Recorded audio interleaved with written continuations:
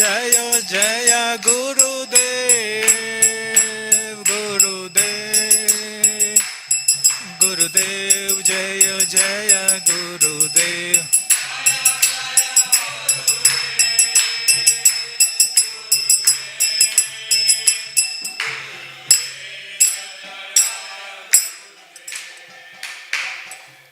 जय ओम विष्णुपाद परिहंसक आचार्य अष्टोत्तर शत श्रीमद अभय शरणारविंद भक्ति वेदांत स्वामी शीला प्रभुपाद की, इस्कॉन फाउंडर आचार्य शीला प्रभुपाद की, नमाचार्य शीला हरिदास ठाकुर की, ग्रंथराज श्रीमद भागवतम की. All glories to assembled devotees. All glories to the assembled devotees. All glories to assembled devotees. All glories to Shri Guru and Gauranga. All glories to Srila Prabhupada ki jai.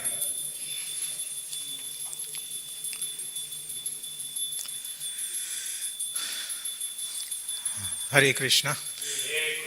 Welcome to the morning Bhagavatam class. So today we are reading Canto 3, Chapter 19, the killing of the demon Hiranyaksha. And today's text will be 18.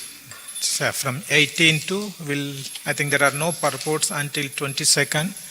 So we will discuss the 22nd word, but we'll start with verse 18. Yeah.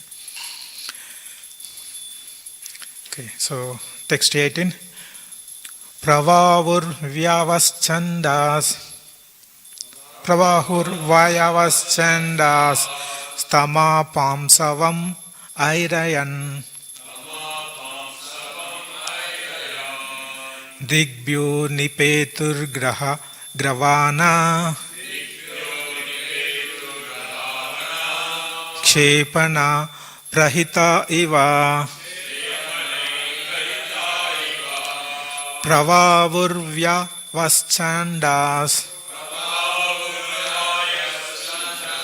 stama pamsavam airayan, digbyo nipetur gravana, kshepana prahita iva.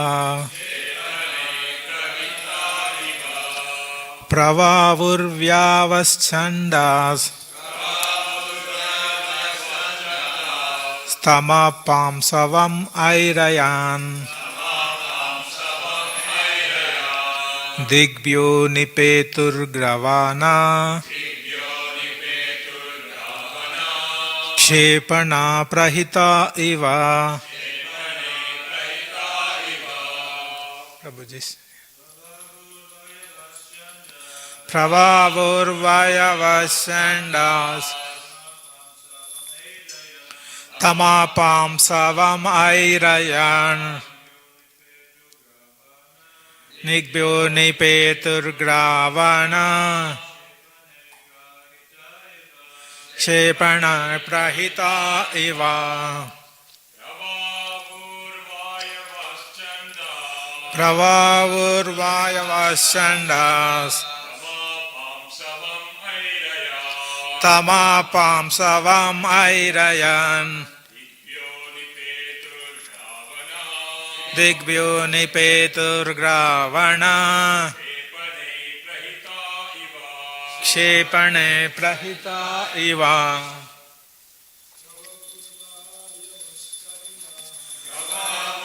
Vayavaschandas, Vairavan, digbyo nipetur gravana,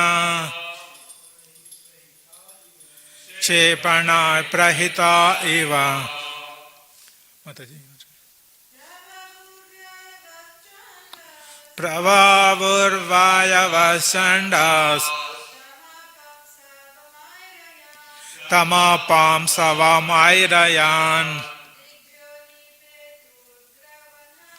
digbyo nipetur gravana, kshepana prahita iva. Okay, so what meaning?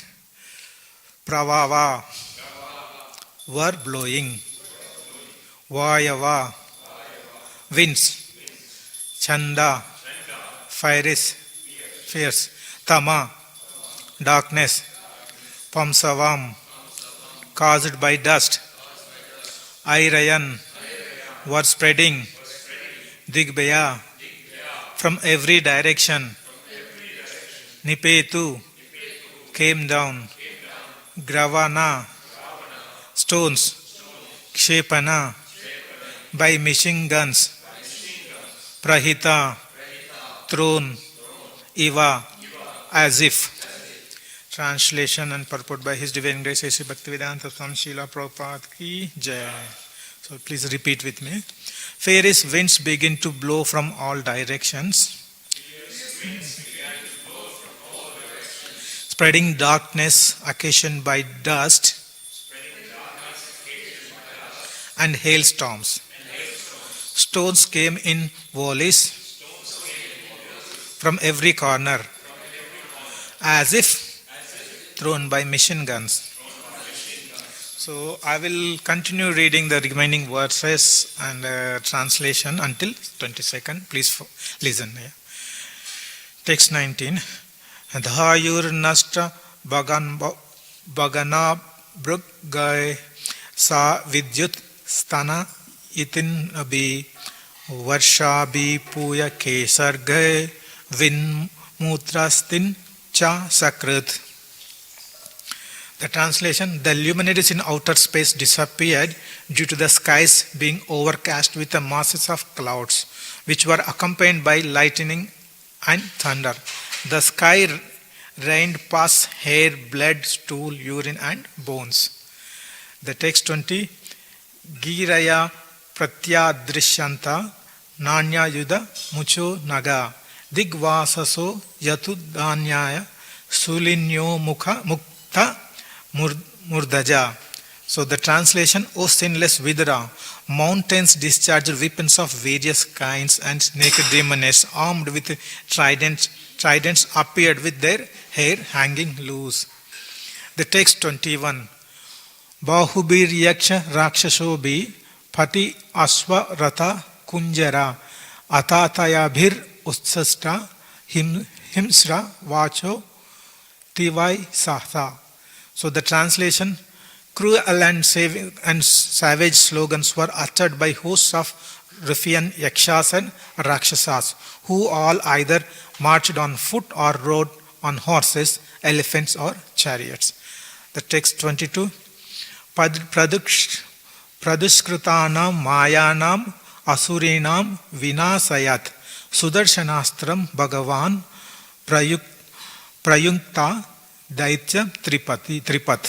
So the translation is: the Lord, the personal enjoyer of all sacrifices, now discharged his beloved Sudarshana, which was capable of dispersing the magical forces displayed by the demon. So the purport: even famous yogis and demons can sometimes enact very magical feats by their mystic power. But in the presence of Sudarshana Chakra, when it is let loose by the Lord, all such magical jugglery is dispersed. The instance of quarrel between Durvasa Muni and Maharaja Ambarish is a practical example in matter. Durvasa Muni wanted to display many magical wonders, but when Sudarshana Chakra appeared, Durvasa himself was afraid and fled to various planets for his personal protection. The Lord is described here as Tripat, which means that he is enjoyer of three kinds of sacrifices. In Bhagavad Gita, the Lord confirms that he is the beneficiary and enjoyer of all sacrifices, penance and austerities. The Lord is the enjoyer of three kinds of yajnas. As further described in Bhagavad Gita, there are sacrifices of goods, sacrifices of meditation and sacrifices of philosophical speculation. Those on the paths of jnana, yoga and karma, we all have to come to the end of the Supreme Lord, because Vasudeva Sarvamiti, the Supreme Lord, is the ultimate enjoyer of everything. That is the perfection of all sacrifice. So, I will recite Mangalacharan. Om Ajnanatimirandasya Jnananjana Shalakaya Chakshurun Militam Yena Tasmai Shri Gurave Namaha Shri Chaitanya Manobishtam Stapitam Yena Bhutale Swayam Rupa Kada Mahyam Dadati Swapadantikam Vandeham Sri Guru Sri Yuta Padakamalam Sri Gurum Vaishnavamsha Sri Rupam Sagrajatam Sahagana Raghunathan Vitam Tam Sajivam Sadvaitam Savadutam Parijana Saitam Krishna Chaitanya Devam Shri Radha Krishna Padam Sahagana Lalita Shri Vishakanvitamsha He Krishna Karuna Sindhu Dina Bandhu Jagatpate Gopesha Gopika Kanta Radha Kanta Namostate Tapta Kanchana Gaurangi Radhe Vrindavaneshwari Vrishabhanu Sute Devi Pranamami Halipriye Vancha Kalpa Tarubhya Krupa Sindhubhya Evacha Patitanam Pavanebhyo Vaishnavebhyo Namo Namaha Jai Shri Krishna Chaitanya Prabhu Nityananda Shri Advaita Gadadara Sari Gaura Bhaktarunda Hare Krishna Krishna Krishna Hare Hare Hare Rama Rama Rama Hare Hare Hare Krishna Krishna Krishna Hare Hare Hare Rama Rama Rama Hare Hare Hare Krishna Krishna Krishna Hare Hare Hare Rama Rama Rama Hare Hare. Hare Krishna. So we have been reading the these verses describing the fight between Varaha and Hiranyaksha. So now we are almost reaching the final stages of this Hiranyaksha and Varaha pastimes, because in today's 22nd verse, the Lord released his Sudarshan Chakra. So before this thing, what happened, we all know, like the Hiranyaksha was trying to attack Varaha with various weapons, and each and every weapon released by Hiranyaksha, so Varaha countered back and spoiled his attempts. Now finally, when none of the weapons are give any positive results to Hiranyaksha, so then he started applying his magical mystic powers. That's what we have seen in the previous verses. All the demons are attacking through creating various situations to disturb Varaha. So in the today's verse, finally the 22nd verse, what Varaha did, Vishnu, he released the Sudarshan Chakra. Still he did not kill, just we are talking only on the releasing the Sudarshan Chakra. So if you see in the purport, Prabhupada described, so first he was saying that mystic powers, they started using the mystic powers.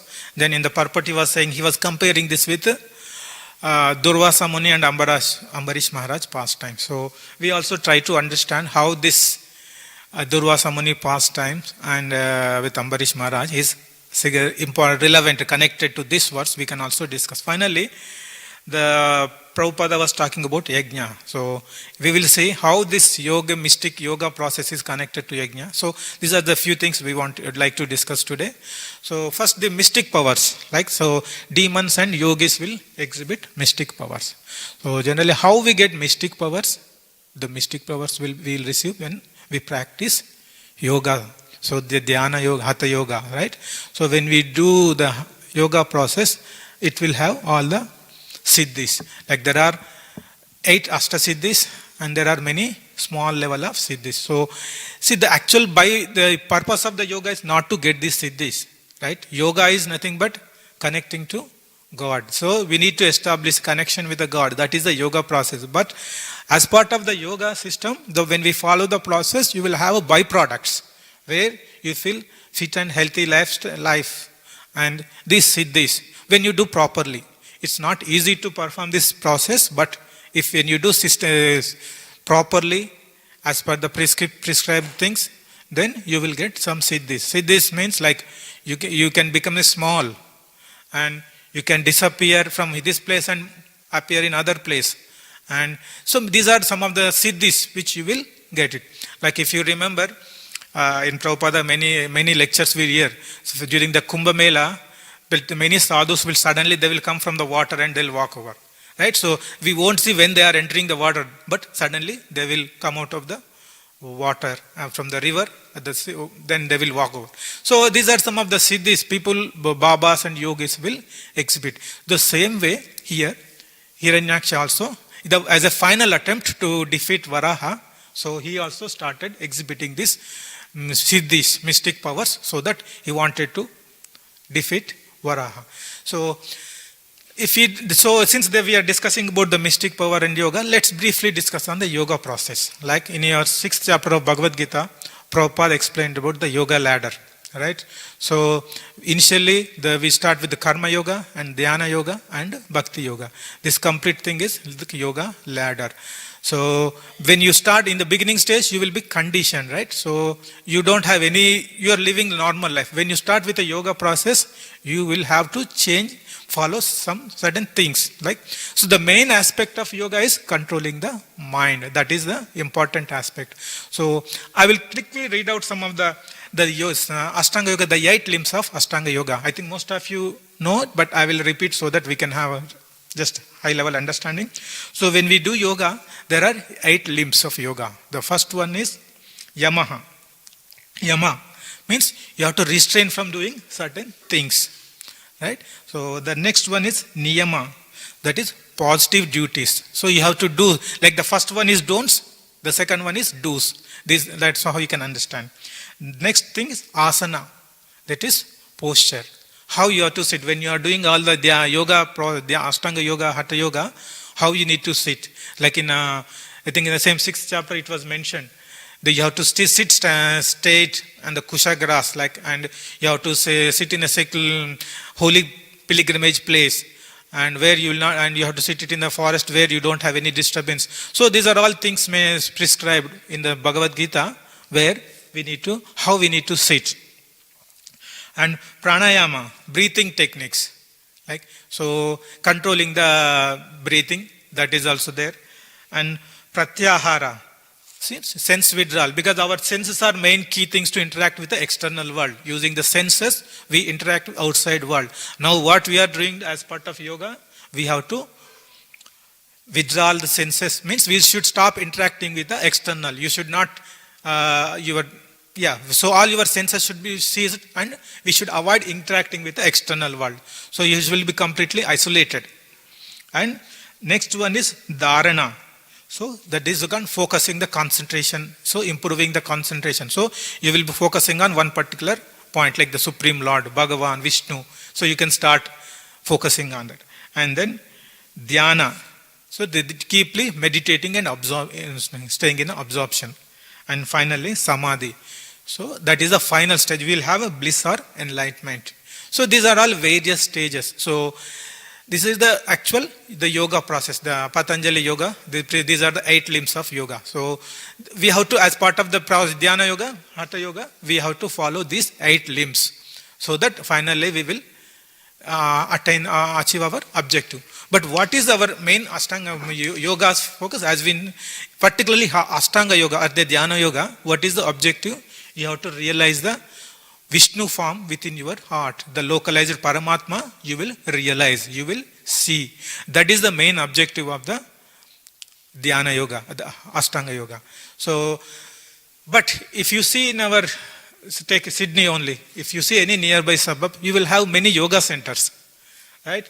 So, if you say are they really following the exact, what is the objective? If at all they are following the same objective, like the realizing localized Paramatma form of Supreme Lord Vishnu, then everyone would have been connecting to Vishnu and seeing the Vishnu. But that is not happening, right? So what is the ultimate aim of all the outside external yoga centers? They're mainly focusing on mind, controlling the mind, having some physical fitness. That is the purpose. But that is only byproduct of the yoga process. That is not the actual goal of the yoga, right? So that is the byproduct. So as you do systematically, you will get all these benefits, but that is not the ultimate goal of this yoga. But in the current generation, they are focusing on only controlling the mind. It's good to control the mind. That will lead to the subsequently, whatever way you want to progress, you can progress.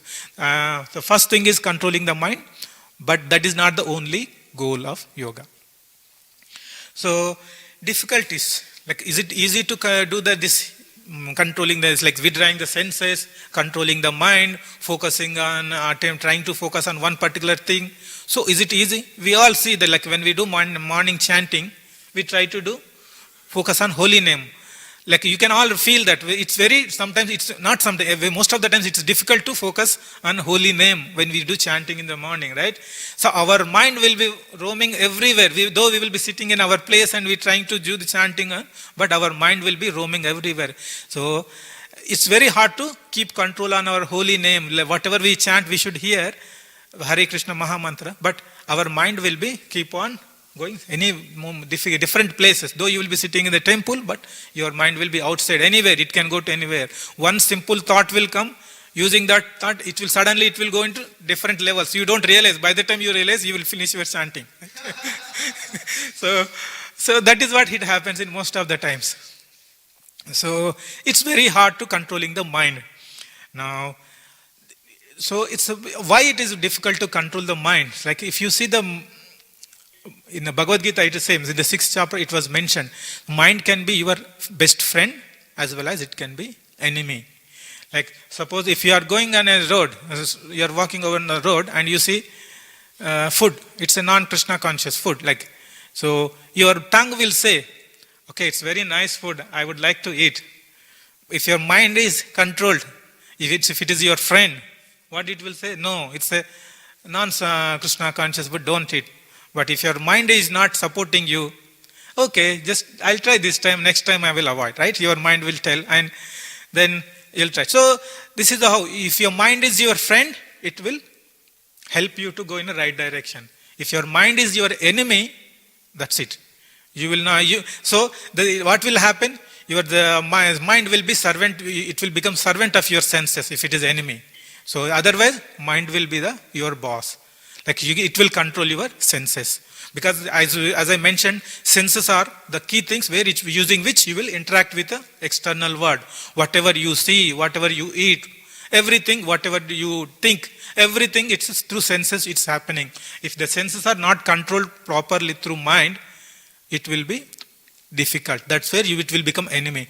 So if you see the hierarchy, first senses will be there. On top of the senses, mind will come. On mind, intelligence is there. On top of intelligence, the super soul. So this is how it is, like we can understand as a hierarchy. So if your soul, spirit soul, the soul is spiritualized. If you are in Krishna consciousness, that is the topmost. Then all under the soul will become spiritualized. Your intelligence is spiritualized. Your mind is spiritualized. Then senses will be spiritualized. So you need to make your spirit soul into Krishna consciousness and the spiritually advanced. Then only you will, all the intelligence, senses, everything will be controlled. So, does anyone remember who from the Srimad Bhagavatam past times, who did the mystic and the Ashtanga yoga and saw the Vishnu? Yes, Dhruva Maharaj.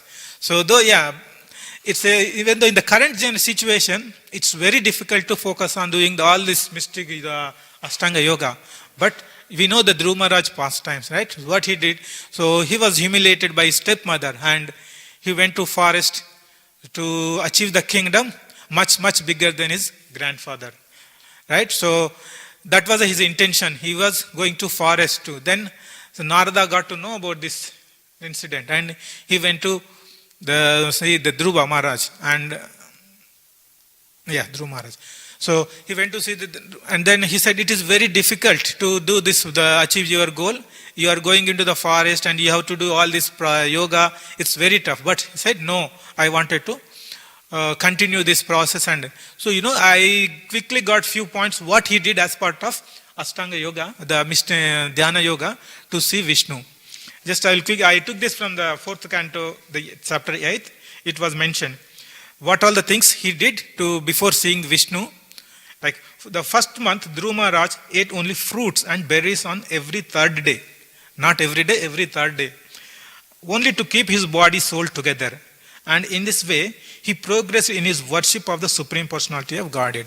So he started with every third day he will eat, and he started focusing on fruits only. That every third day he is eating fruits, only to keep his body and soul together. And in the second month, Dhruva Maharaj ate only every 6 days. So from every third day to every 6th day he started eating. And for his eatables, he took dry grass and leaves. What did he eat? He ate dry grass and leaves. And in the third month, he drank water only every 9 days. So that is the level. He is increasing his detachment. And he's controlling the senses, and he started detaching everything from external. So in the third month, he drank water only every 9 days. Thus he remained completely in trance and worshipped the Supreme Personality of Godhead, who is adored by selected verses. In the fourth month, Dhruva Maharaj became a complete master of breathing exercise. So by the time, since he was start breathing everything, so he was only started by fourth month. So in the fourth month, he started getting the complete master of breathing exercise. Thus he inhaled air only every 12th day. So only every 12th day he was inhaling the air. So we can only imagine, we cannot apply in our life, right? So thus he inhaled air only every 12th day. In this way, he became completely fixed in his position and worshipped the Supreme Personality of Godhead. By the 5th month, Maharaja Dhruva, the son of king, had controlled his breathing so perfectly that he was able to stand on only one leg, just as a column stands without motion, and concentrate his mind fully on Parabrahma. So, on the 5th month, what I said, he started standing on only one leg, and he started meditating on Supreme Lord. So, he completely controlled his senses and their objects. In this way, he fixed his mind without diversion to anything else upon the form of Supreme Personality of Godhead. So, started with controlling the food. Finally, in 5th month, he started standing on only one leg, and he started meditating on Supreme Lord Vishnu. So these are all the steps. Whatever, if you see like 8 limbs of yoga, whatever we had in the previous discussion, so all things he is applying those step by step gradually. Not at one shot he started doing everything. So gradually he evolved. So one by one he started controlling following the 8 limbs. When Dhruva Maharaj thus captured Supreme Personality of Godhead, who is the refuge of the total material creation and who is the master of living entities, the 3 worlds began to tremble. So when he started doing this, all the 3 worlds started trembling. As Dhruva Maharaj, the king's son, kept himself steadily standing on one leg, the pressure of his big toe pushed down half of the earth.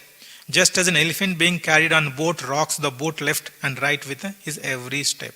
So the earth went down by just pressure of his toe.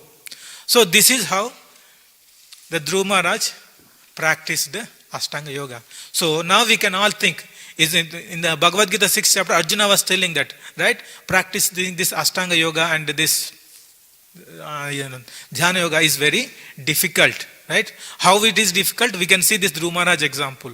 It's very difficult for any normal person to follow this process. So in our yoga system, even all the yoga centers, we do only some controlling the mind, some breathing exercise. So but that is not the ultimate goal. This is how the actual aim of the yoga is to get the connection to the Lord. So see how Dhruva Maharaj achieved by practicing this Ashtanga Yoga, and he realized, he saw the Vishnu. So in that case, that's why Prabhupada in many cases, in Bhagavad Gita also Krishna told many cases, in my opinion, Bhakti Yoga is the easy process. Like it's very hard to follow the Ashtanga Yoga. So Prabhupada always recommend everywhere, wherever he get the opportunity, he will mention that Bhakti Yoga is the easy process. The basic difference, how you can differentiate between Ashtanga Yoga and Bhakti Yoga? See, the basic thing is controlling the mind. If the mind is controlled, you can achieve all other things in the yoga process. Same thing, but mind is very active all the time. You cannot completely take it out from anything. It has to engage in some other thing. Right? So if you try to seize your mind and stop engaging in your mind on any other thing, it's very difficult. So what Prabhupada has recommended, rather than completely detaching, engage your mind on devotional activities, Krishna conscious things. So we are not taking the mind from, detaching the mind from the external world. What we are doing? We are disengaging with the external world, but engaging on Krishna, in the Krishna conscious process. So that way your mind is fully focused on Krishna rather than trying to stop thinking and trying to disengage from the external. So this is the practice we try to follow. We do chanting, we do many services. So everything we try to do for the pleasure of Krishna. So our mind is not for our, all the activities, whatever we do, it is not for our sense enjoyment. We try to keep Krishna in the center and we try to perform all these activities. So that's why it will become, all our senses will be purified. When you keep doing these devotional activities by focusing mind on Krishna, so our senses will be purified. When your senses will be purified, when you start increasing your sadhana, and then you will not started disliking all the external things, right? So we realize many things when as we progress in our sadhana, we try to detach from many things, the external, where normal common people will be doing, but we will be disengaging. We don't feel interested in doing those activities. So it's not like you don't need to forcibly disengage. So when you practice your bhakti yoga, it will automatically, the external material activities will be, you will lose interest on those activities. So now in the purport, Prabhupada mentioned Durvasa Muni and Ambarish Maharaj pastime, right? So why, how we can, it is relevant to in this verse is, Durvasa Muni is great yogi. He has got so many mystic powers with the help of yoga. So when Durvasa Muni came to Ambarish Maharaj, I think we all know Masters, but I briefly explain. When Durvasa Muni came to Ambarish Maharaj and Ambarish Maharaj, that's the next day of Ekadashi, he has to break the fasting. But Durvasa Muni went to take bath and with his disciples, and he did not come. So at the other time is the Ekadashi, Dwadashi, the next day fasting time is finishing. So since the guest is there in his house, so he cannot break the fasting without giving prasadam to his guest. So he was in dilemma. Finally, he got the message that okay, you can break the fasting by touching just one drop of water, and then you can wait until Durvasa Muni comes. You can offer the prasadam, and then he can have a prasadam as well. So, but Durvasa Muni got to know that Ambarish Maharaj broke the fasting. So then he became, he got angry, and then he released with his mystic yogic power. He released one demon, and it came to kill Ambarish Maharaj. But what Ambarish Maharaj, he has the ability to counter that demon. But he did not do. Since the Durvasa Muni is his guest, he doesn't want to humiliate Durvasa. So he started keep praying Vishnu. So we all know the pastimes. The Vishnu released Sudarshana Chakra, and so to escape Sudarshana Chakra, Durvasa Muni traveled various places, and he went to Vishnu as well. Finally, Vishnu told, only I cannot protect you from the Sudarshan Chakra. You have to take the shelter of Ambarish Maharaj. So finally, when Durvasa Muni went to Ambarish Maharaj and he asked forgiveness, then Sudarshana Chakra was withdrawn. So what we can understand, so here the Bhakti Yoga is superior than mystic yogic power. Durvasa Muni applied yogic power to curse, to humiliate or the Ambarish Maharaj, but the Ambarish Maharaj in the path of Bhakti, so Vishnu protected him from the demon. So this is how we can, that's why, because here also demons, like Varaha, Hiranyaksha was a demon, right? He's also trying to mystic powers to defeat Varaha. But again, so in front of Sudarshan Chakra, no demons, no mystic powers work. All those things will be defeated. So that's why the Prabhupada mentioned the Durvasa Muni pastimes. So we can understand how this is relevant, because of Durvasa Muni is a great yogi. He got so many mystic powers, but still he was defeated by Bhakti, Vishnu, Sudarshana Chakra. Now, in the verse it was mentioned, this was Tripad. Tripad means it was mentioned enjoyer of all sacrifices, right? So the Vishnu is the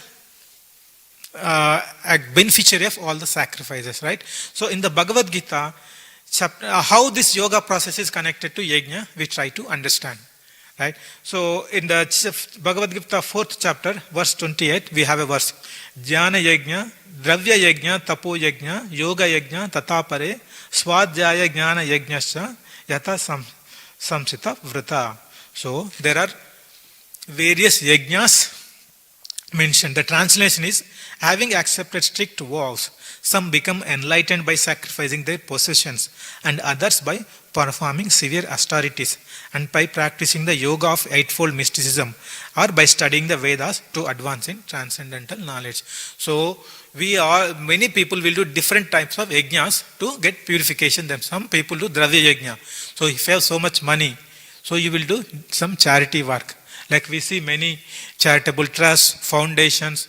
People will be if you see any holy pilgrim pages in India, you will see many places they will be distributing prasadam freely. Like many people donate the money, and using that money, people will they will be running the prasadam distribution every day. Whoever visits that pilgrimage place, they will get free prasadam without any need to pay. So some people do this kind of charity, and other one is tapa yajna, austerities. Like if currently it is Chaturmasya, many devotees will be following the Chaturmasya vows. Like some people, I saw some vow, like not eating green leaves, and the next month they will start eating some other things, so different things. So they will follow different, take vows, and they do different sacrifices as part of Chaturmasya. Similarly, sometimes we do Nirjala Ekadashi, and during the Kartik month also we try to do some specific austerity which we are not doing. Some people stop eating sweets, some people stop eating some different food or fruits. So there are people will do various austerities. Right? So all these things will lead to purification. Right? So that is the main ultimate objective. So when your mind senses or your purification happens, you will progress in your spiritual journey. If your intention is to progress in spiritual path, if you are doing this, then that will happen ultimately. But in case not everybody will have the same objective, some people will have a material name, fame, purpose also they do. But that time, if you do with that intention, it will not happen. We can see in the later stage, Varaha in the Hiranyaksha example. So next one is Yoga Yajna. This is what? Eightfold mystic system. So this comes under the whatever yoga, Dhyana Yoga, Hatha Yoga, it will be part of the Yoga Yajna. Right? That is one of the eightfold mystic system. And Swadhyaya, also it's reading scriptures. So all these are all various different yajnas. But in Bhagavad Gita it was mentioned what is the ultimate aim of the yajna. Bhoktaram yajna tapasam sarvaloka maheshwaram. So what is the ultimate beneficiary of all the yajnas? Vishnu is the Supreme Lord. Vishnu is the ultimate beneficiary. So we have to do all the yoga things, like whatever yajna, like if you do the tapo yajna, is our yoga system is there, one of the tapo yajna, right? So when we do that also, we should, main purpose is to, beneficiary is Vishnu. So whatever, like charity, dravya yajna, jnana yajna, tapo yajna, everything is ultimate beneficiary is Vishnu. It's not for our benefit. That's our main, the benefit of the yoga, all the yajnas is Vishnu's pleasing Vishnu. But in case of Varaha, in the Hiranyaksha past times, what Hiranyaksha was doing, he got mystic powers with some austerities and tapasya. But finally what he is trying to do? He is trying to enjoy the world. He wanted to control the world. He wanted to rule the world. That he wanted to defeat all the demigods, right? That was his intention. But whereas Prabhupada is saying in the purport, so it is the beneficiary is Bhoktaram Yajnatapsam Sarvaloka Maheshwaram. Vishnu is the ultimate beneficiary. So everything, all yajnas, all the sacrifices has to be done for the pleasure of Vishnu. So, but if you don't do with that intention, it's a waste of time. Shramahivi Kevalam, right? That is how our focus. So the three things, in the purport Prabhupada mentioned three things, main important things, the mystic power and yoga, then Ambarish Maharaj pastime, and finally connecting to yajna. So this is how we can understand. We try to fit all three things in one frame, and we try to connect and see. So this is what I wanted to convey from today's verse. Any comments? Yes, Prabhuji.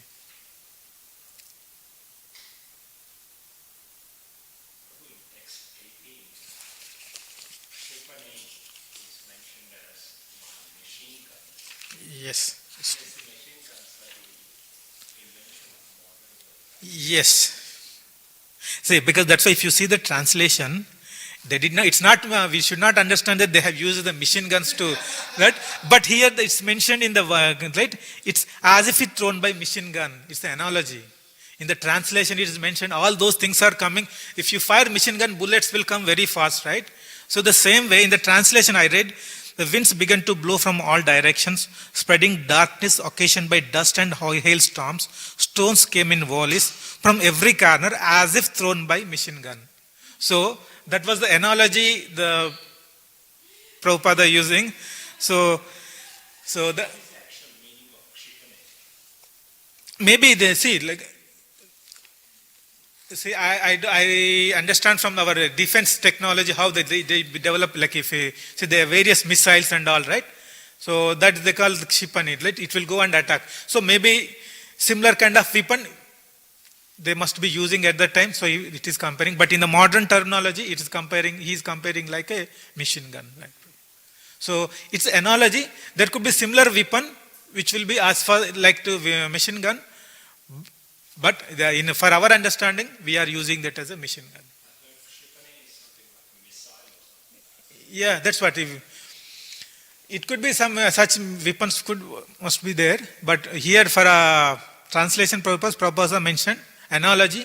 It's a machine gun, right? So so bullets will come very fast, right? You will not have a chance to escape.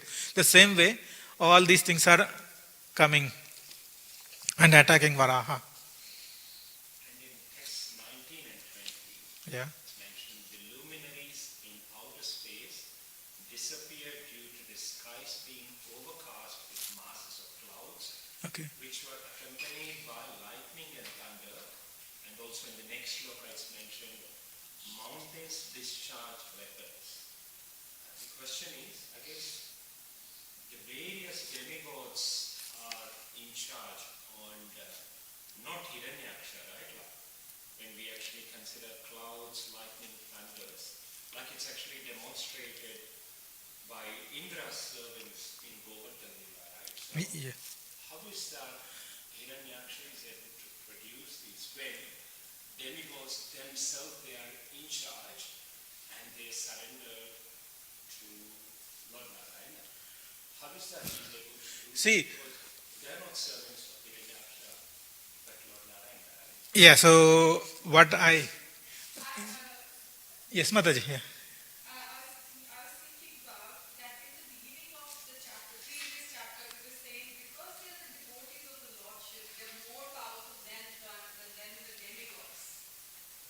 Right? In the previous chapter. See, like, so one thing, there are multiple reasons I can and take it from, I can think of. So first thing is like, see, he's the mystic, he got some mystic powers, right? So with some siddhis he got. So with that he must have arranged these things. That could be one possibility. Second possibility, not problem. That could be, because he got some. The other thing is he defeated many demigods and everyone, right? Before, like he went to Varuna to defeat Varuna, but before that he was trying to defeat all the demigods as well, right? So that could be one reason. But other aspect Mataji told, he said, Jai Vijay is a devotee, like, so maybe, I am just, it's my guess, but I'm not clearly aware of the reason how it is happening. We read it in chapter 18. We read it in the previous chapter. It was mentioned that because they're the devotees of Lord Krishna, so Krishna is proving Empowering them to, yeah. they are more powerful than anybody else. And probably in the same text, it's mentioned which you just read it. The sky rain plus hair, blood, stool, urine, and bones. Mm-hmm. We see like similar instances during Lord Ramachandra's Leela when he was actually fighting with Ravana's forces. Yeah. Similar instances were mentioned. Again, from a layman perspective, we only have experience of when it rains, Yeah. we see rain. Without this rain only we are struggling. Yeah. At the most, we actually see hailstones. Yeah. So these are again like imagination only, or is it really happening? It's as in scriptures it is mentioning means it was happening. That's what we can understand. Because it's not analogy or anything. It was happening, right? That's what it is purport translation is saying, the verse is saying. So it's happening. We can't imagine, but yeah, it was happening there. Because with this, whatever rain, non-stop rain, we are struggling. We can't face those kind of in our current material. And just finally, Prabhu, what you touched on yoga, did Patanjali stress on the goal of yoga, like the unison with the God? We have like great acharyas like Baba Ramdev in India. So we have, so do they, my question is more related to Patanjali yoga. Patanjali really stress on the unison of God, the purpose of the yoga, or did he only stress on See, I never heard anything from Baba Ramdev as such, but Patanjali Yoga, yes, it's. I read briefly. I understand that it has to connect with a supreme. Like he didn't mention supreme Lord or anything, but it has to connect with some supreme power. That's what I understood. But I never heard anything from Ramdev Baba what he's teaching. I don't. But I don't know about what is he teaching, but I also read exactly like he said, even to get perfection in performing yoga, they need to have sense of desire, like sense of bhakti required. Otherwise, they won't even get the liberation. Yeah, see, Really just yesterday. one more example, like see, when you realize Vishnu, like in the ultimate aim of the Dhyana Yoga is you have to realize the Vishnu. But it's not that you will become a devotee. You realize the Vishnu, but when you will become devotee, when you do service to Vishnu, Krishna, right? With a pleasing attitude, when you do, then you will become a devotee. But just realizing Paramatma doesn't make you devotee. So just you will realize that's a one step, but the next step is to become a devotee, pure devotee. That will happen when you do, when you get devotees association, when you get a chance to perform devotion, then you will become a devotee. But just Dhyana Yoga, Hatha Yoga, it will make you to realize Vishnu. So one up to, like if you see the ladder, the Karma Yoga, Dhyana Yoga, Hatha Yoga, Bhakti Yoga, so you are one of the step in the yoga ladder. But that is not the final destination, right? So you have to reach the Supreme Lord. But Dhyana Yoga makes, this Hatha Yoga makes you to realize Vishnu. That's it.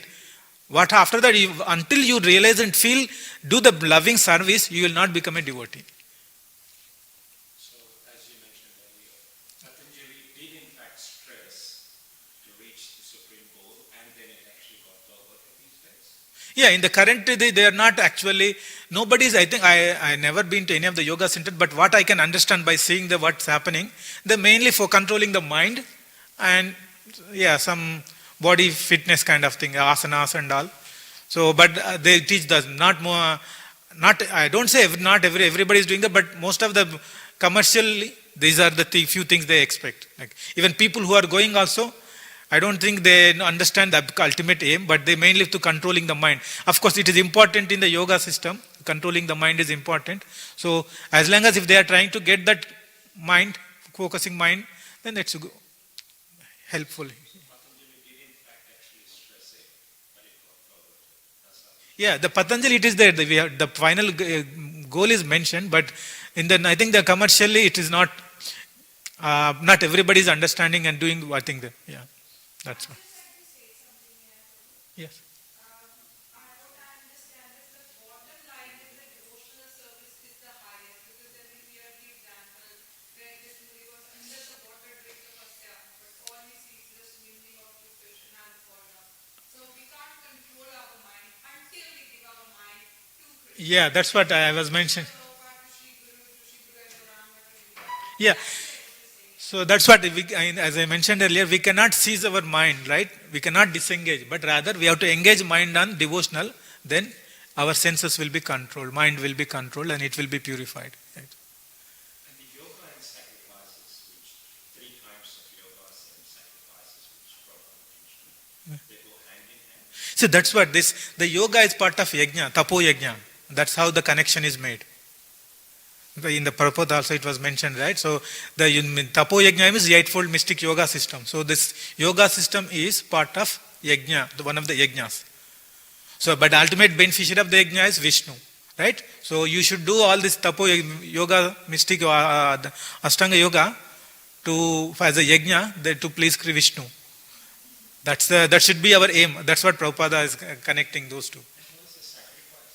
The yajnas and sacrifice, like the it's what mentioned. The sacrifice means whatever you have some possession, you are giving it for charity. Like, so you are giving it, so that can be the sacrifice. But all the yajnas and sacrifice, you can use it. So, I think yoga is not part of sacrifice. no, yoga is not, I'm not saying that. Yajna and sacrifice, Prabhu was asking the difference. Yoga system is the yajna, it's part of yajna. That's what tapo yajna. One of the tapo yajna is eightfold mystic yoga system. That's what it was mentioned. Yoga and sacrifice, they are same thing. Yoga and sacrifice. So, but that's what, if you see this yajna and sacrifice as a one word, this yoga, one of the tapo yajna comes, right? One of the yajnas, tapo yajna. There you can, yoga, this Ashtanga yoga can be part of that tapo yajna. That's how the connection is. Okay, thank you. Hare Krishna.